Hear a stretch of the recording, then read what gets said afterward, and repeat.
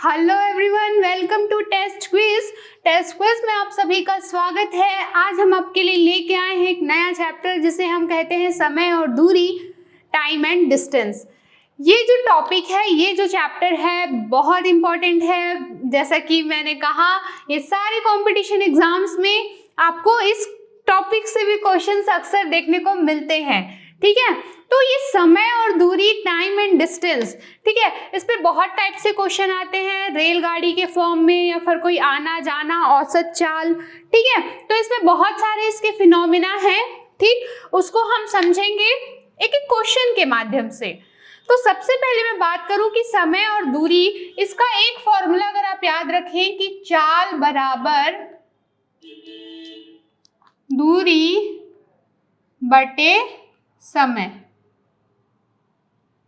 Clear? ये क्या हो गया? चाल बराबर दूरी बटे समय। ये है आपका मेन फॉर्मूला और इसी से आप बहुत सारे फॉर्मूले निकाल सकते हैं। जैसे कि अगर मैं समय को यहाँ कर दूं तो समय का फॉर्मूला आ जाएगा दूरी बटे चाल, और वहीं अगर मुझे दूरी का मतलब दूरी निकालना है तो चाल गुणित समय। ठीक है, इस तरह से आप क्या देखते हैं कि इस एक फॉर्मूले से हम उस क्वेश्चन को, ठीक है, जितना भी क्वेश्चन है उसको अलग अलग हम बना सकते हैं।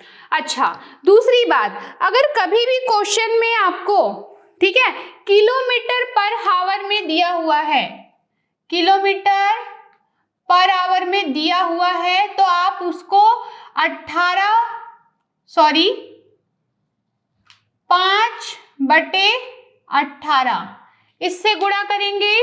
और अगर कुछ मीटर पर सेकंड में दिया हुआ है तो उसको आप गुणा करेंगे 18/5 से।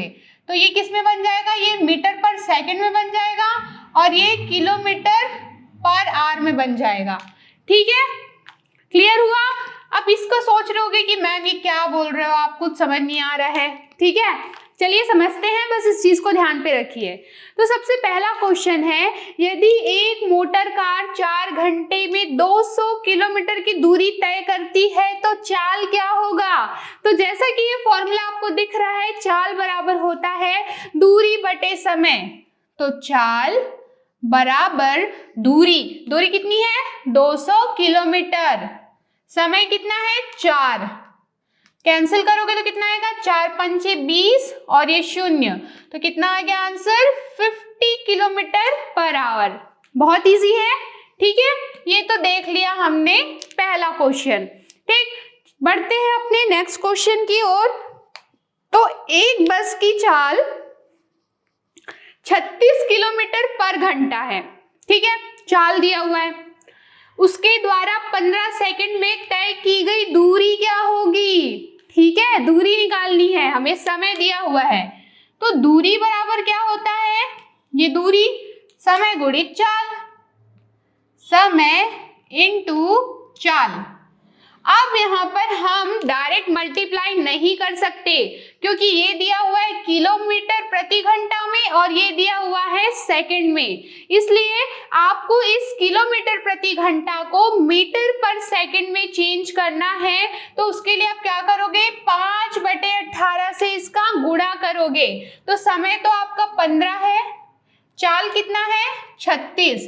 ठीक है, ये दिया हुआ है किलोमीटर प्रति घंटा में, आपको इसको बदलना है मीटर पर सेकंड में। तो आप इसको मल्टीप्लाई करेंगे 5/18 से। ये 18, ये 18 दूनी 36, 5 दूनी 10 हो गया और 10 का गुणा 15 से, तो 150 मीटर है ना, मीटर पर सेकंड में हो गया था। ये क्या हो जाएगी? तय की गई दूरी। तो यहाँ पर आपको समझ आया कि हमने ये क्यों कहा था कि किलोमीटर पर आवर को मीटर पर सेकंड में चेंज करना है, क्योंकि दो जो क्वांटिटीज है उसमें गुणा या भाग आप तभी करोगे जब वो दोनों सेम यूनिट में हो। अगर ये सेकंड में है तो ये भी सेकंड में ही होना चाहिए। ये सेकंड में नहीं था इसलिए हमने इसका 5/18 से गुणा करके इसको मीटर पर सेकंड में चेंज कर लिया। ठीक है, चलिए बढ़ते हैं हमारे नेक्स्ट क्वेश्चन की ओर, दैट इज क्वेश्चन नंबर 3। ठीक, क्वेश्चन क्या कहता है, 27 किलोमीटर पर आवर की चाल से चलने वाली 100 मीटर लंबी रेलगाड़ी एक 200 मीटर लंबे पुल को कितने दूर में पार कर जाएगी। ठीक है, कितने देर मतलब कि यहाँ पर समय ही पूछा जा रहा है। और समय बराबर क्या होता है, समय बराबर होता है दूरी बटे चाल, है कि नहीं। ठीक, अब आप सोचोगे यहाँ पर तो दूरी ही नहीं दी हुई है, 100 मीटर दिया हुआ है और रेलगाड़ी और 200 मीटर लंबा पुल दिया हुआ है, दूरी नहीं दिया हुआ है। तो आप इस चीज को याद रखोगे कि कभी भी ऐसे केस में अगर आपको दूरी काउंट करनी है तो उस पुल की दूरी प्लस उस रेलगाड़ी की दूरी, ये पुल इतना बड़ा है, ये रेलगाड़ी इतनी बड़ी है, ठीक है, तो इसको पूरा पार करने में लगा समय ये पूछा जा रहा है आपसे। तो ये पुल प्लस ये रेलगाड़ी, ये पूरा इसको पार करके यहाँ तक पहुंची, ठीक है, यही समय क्या होगा, ये पूरा इसका क्या हो जाएगा, डिस्टेंस होगा। इसलिए हम इस दूरी में, ठीक, इस दूरी में हम क्या करते हैं, 100 मीटर, ये क्या हो गया, रेलगाड़ी की लंबाई प्लस 200 मीटर, ये क्या हो गया, पुल की लंबाई। इसको हम क्या करेंगे, चाल के साथ डिवाइड करेंगे। अब आप देख रहे हैं कि ये जो दूरी है हमने तो मीटर में ली है, चाल किस में दी हुआ है, किलोमीटर पर आवर में, तो आपको इसको चेंज करना पड़ेगा 5/18, ठीक है ना। आप इसको क्या करोगे, मीटर पर सेकंड में चेंज कर सकते हो, कैसे, 5/18 का गुणा करके। ठीक, इस 18 को मैं ऊपर ले जाऊंगी, ये 100 प्लस 200 300 हो गया, ये 18 यहाँ पर हो गया, ठीक, और ये 27 और ये गुणा 5, ठीक है। अब इसको हम कैंसिल करते हैं, 9 दूना 18, 9 तिया 27, और ये हो गया 100 बार में, और ये 5 से 20 बार में हो जाएगा, तो ये आ गया 20 किसमें, सेकंड में, ठीक है। तो इस तरह से हमारा इस क्वेश्चन का आंसर आया। क्वेश्चन पढ़ के हमने ये समझा कि अगर दिया हुआ है चाल, दी हुई है दूरी इन फॉर्म ऑफ रेलगाड़ी की दूरी और पुल की दूरी, तो ये पुल की लंबाई ये जो है ये आपकी दूरी को ही बताता है, ठीक है। आप पुल की लंबाई या रेलगाड़ी की लंबाई को इग्नोर नहीं कर सकते हो। समझिए इस बात को, अगर इतना बड़ा पुल है, ठीक, अगर रेलगाड़ी को पूरा पार करने में लगा समय, ये पुल है, यहाँ से अगर रेलगाड़ी क्रॉस करना स्टार्ट करती है, ठीक, तो पीछे का जो डिस्टेंस है और वो दोनों ही तो काउंट होगा ना। इसलिए हम क्या करते हैं, दूरी में दोनों ही डिस्टेंस, दोनों ही लंबाइयों को ऐड कर देते हैं।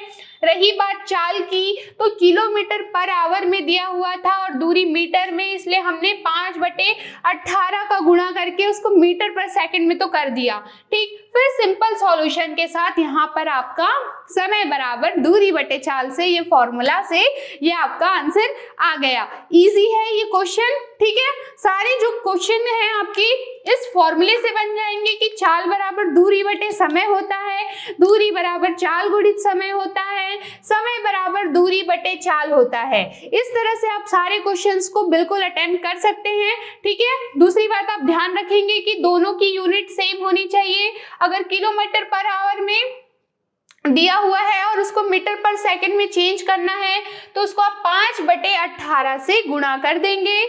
उसी तरह अगर कोई राशि मीटर पर सेकंड में दी हुई है तो आप उसको 18/5 से गुणा करके किलोमीटर पर आवर में बदल देंगे। इस तरह से हमने कुछ और चीजें सीखी। चलिए आगे बढ़ते हैं हमारे अगले क्वेश्चन की ओर। तो पढ़िए अपना अगला क्वेश्चन।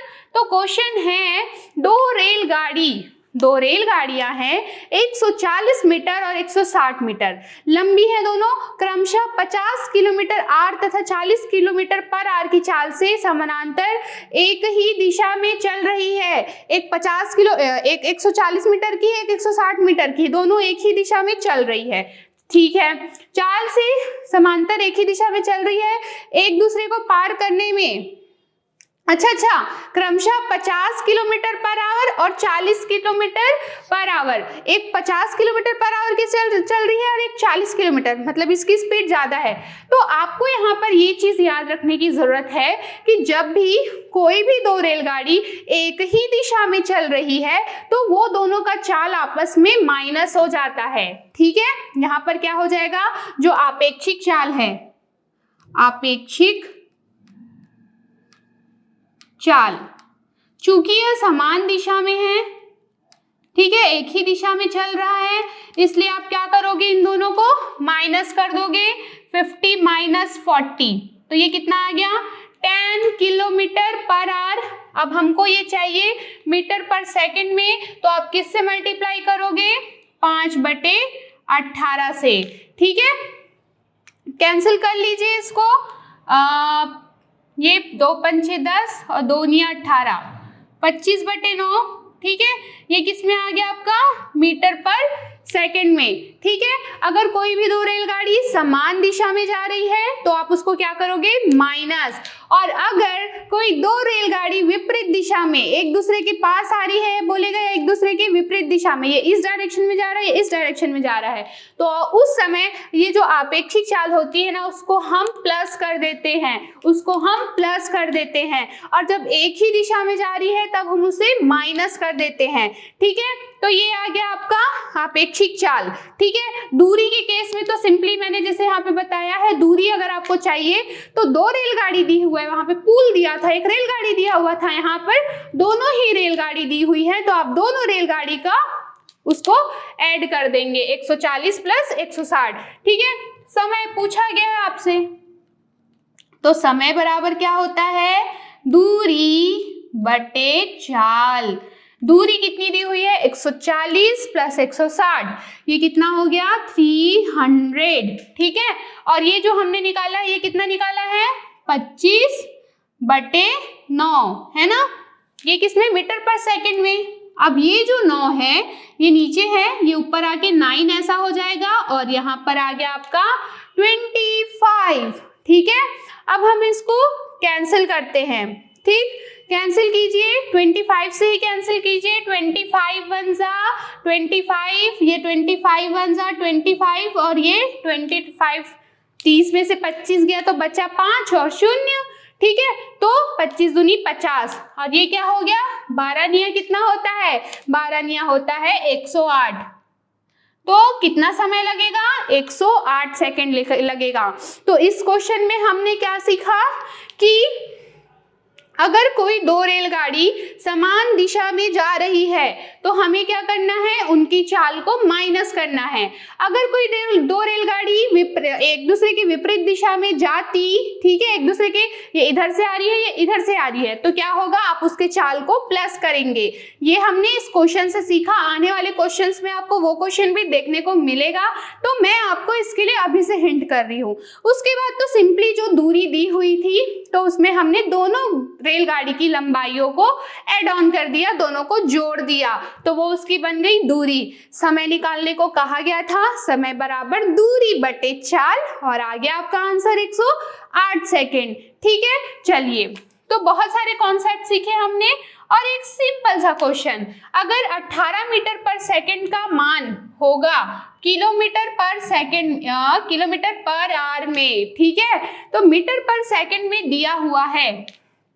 अगर आपको इसको किलोमीटर पर आवर में करना है तो मल्टीप्लाई करना होगा इसको, आपको किसके साथ, आपको इसको मल्टीप्लाई करना होगा 18/5 के साथ। ठीक है, इसको हम 20 कर देते हैं। ठीक, 20 मीटर पर सेकंड को आपको बदलना है ना, तो ये क्या हो जाएगा, 20 इंटू क्या करोगे आप, 18/5। ठीक, तो ये क्या हो जाएगा, किलोमीटर पर आवर में चेंज हो जाएगा, 5 चौक 20, 18 का टेबल पढ़िए तो 72 क्या हो जाएगा, किलोमीटर पर आवर। ठीक है, तो 20 मीटर पर सेकंड कितने के बराबर होता है, 72 किलोमीटर पर आवर। इसके लिए हमने क्या किया, 18/5 से गुणा किया। जब हमको मीटर पर सेकंड में चाहिए रहता है तो हम क्या करते हैं, 5/18 18 के साथ इसका मल्टीप्लिकेशन कर देते हैं। इस तरह से आज की क्लास में हमने समय और दूरी के कुछ कॉन्सेप्ट को, कुछ टॉपिक और मोस्टली हमने सारे ऑलमोस्ट समझ लिया है। अब आने वाली क्लासेस में हम करेंगे इस पे डिफरेंट क्वेश्चंस। तब तक के लिए stay blessed, stay home, thank you.